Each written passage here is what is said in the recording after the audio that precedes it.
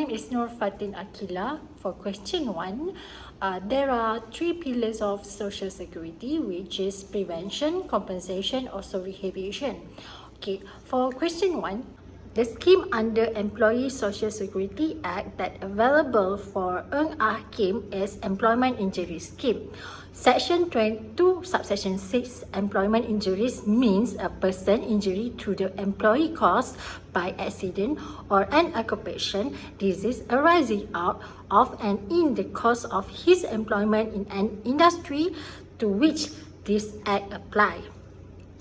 Also, I explained about the objective, the 4 protection covered, which is section 23, accident while doing its job, section 24, subsection 1, which is committing accident, section 26, accident during emergency, section 28, subsection 1, which is occupational disease.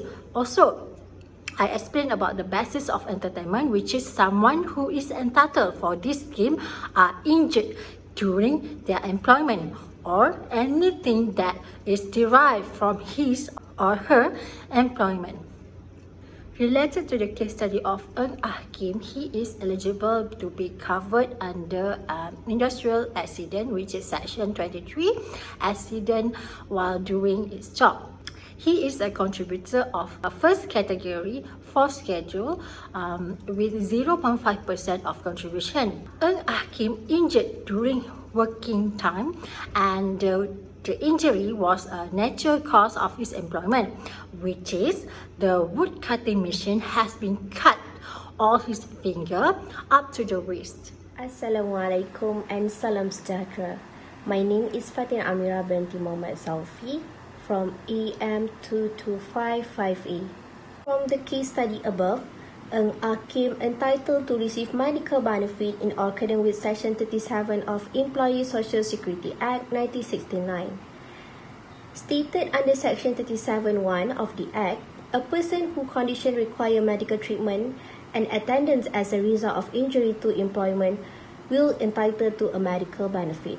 In general, an Hakim will receive free medical treatment at SOCSO panel clinic or government clinic or any hospital until he is fully recovered, which will observed by doctor. However, in the above case study, an Hakim suffers serious injury. The medical care will be obtained from the government hospital where he is entitled to be treated in second.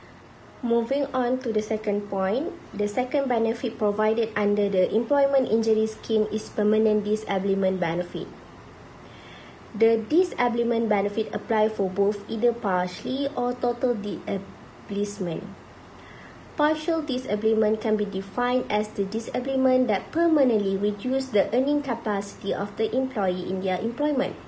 Meanwhile, for the total disablement is categorized as permanent in nature, which the employee is disabled from all the work. Assalamualaikum, my name is Nur Hidayatul Aminada and I'm the next presenter. So in application with the Hakim cases, we know that the cost of employment of Hakim is as wood cutting machine operator, and this job required him to use both of his hands. Since the unfortunate incident had caused Hakim to lose his right hand, thus the Hakim is entitled for the total disablement, whereby he is completely unable to perform all of his work.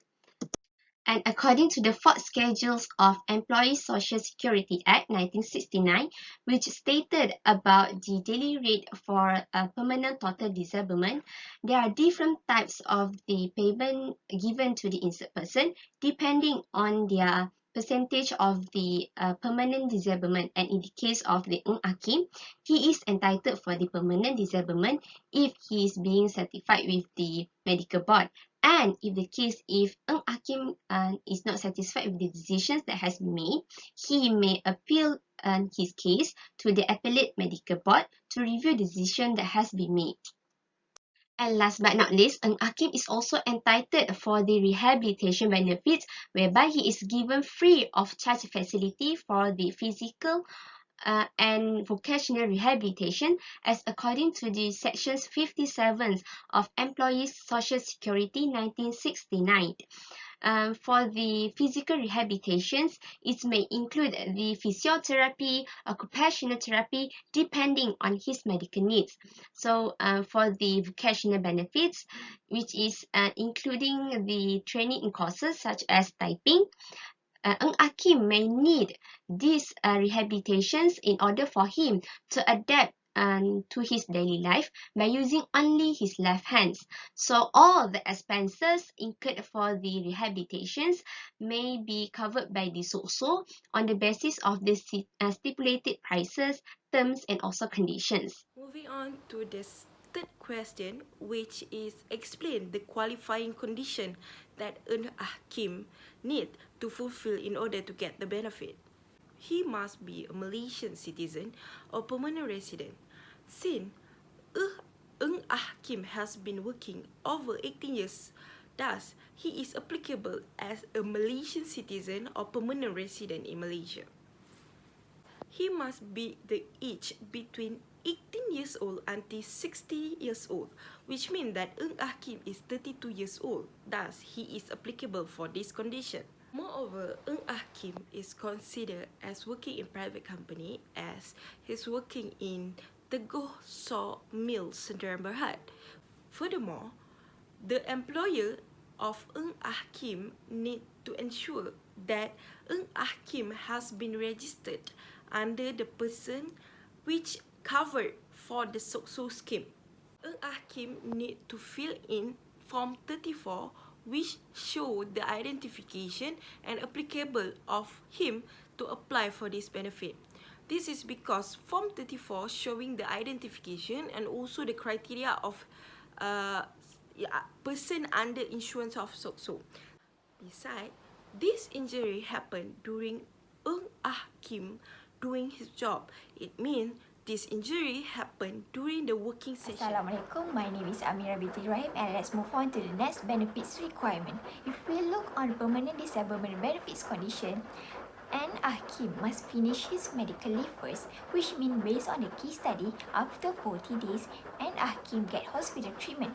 After that, he will apply this kind of benefits within 12 months from the last day of his medical leave date.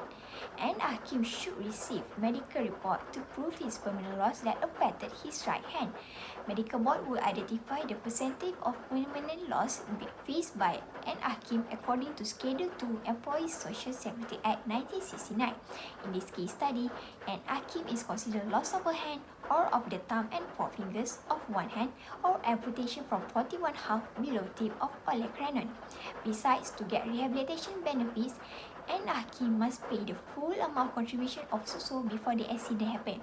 Next, he shall make an appointment with SOSO officer and bring along the medical report authorized by the medical board and other relevant documents.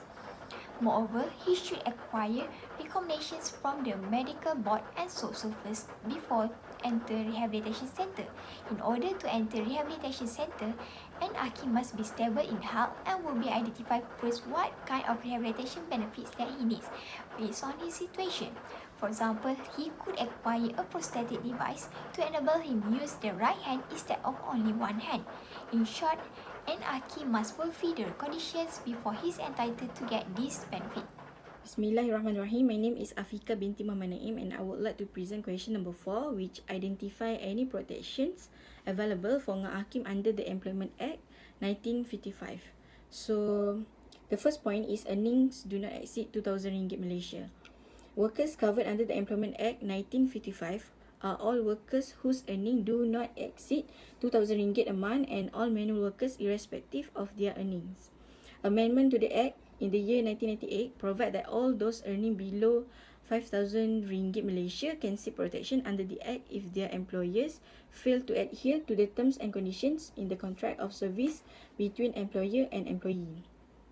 So, second point is hospitalizations of 60 days and must certified. According to Employment Act 1955, one of the conditions for obtaining this sick leave, there is hospitalizations of 60 days in each calendar year if hospitalization is required if certified. If otherwise, Ng Hakim will get penalties if he does not attend sick leave which is not certified by a registered medical practitioner or medical officer. So, Ngah Hakim will be covered under the Employment Act 1955 in the sick leave section, and he is entitled to sick leave as he is hospitalized for 40 days if certified. So, the third point is within 48 hours, inform to employer. Within 48 hours from the beginning without informing or attempting to inform his employer about the sick leave, Ngah Hakim will be deemed absent from work without his employer's permission and without reasonable excuse for days where he is so absent from work. So last is sick leave payment. In terms of payment, the employer shall pay Ngah Hakim his ordinary rate of pay for every day of such sick leave, and his on a monthly rate of pay shall be deemed to have received his sick leave pay if he received from his employer his monthly wages for the day or days on which he is on sick leave. That's all from me. Here we go. In the conclusion, there is numerous of benefit and protection under Employee Social Security Act, also Employment Act. Hakim eligible to get the benefit such as medical benefit, disablement benefit, also rehabilitation benefit. However, he must fulfill all the conditions and procedure under the scheme. Hakim is working at the factory and operating on wood cutting machine. So, he must have a full knowledge of social protection himself, also his family. For employer side, they must play a key role in ensuring his employee have a safe working environment. Moreover, as employer, they must ensure that all his worker, employees and employer are registered as a member of SOSO. Last but not least, from the view of Hakim family's members, especially his spouse, she must well aware about the eligibility towards the social benefit, such as dependent benefit in the case of death of her husband.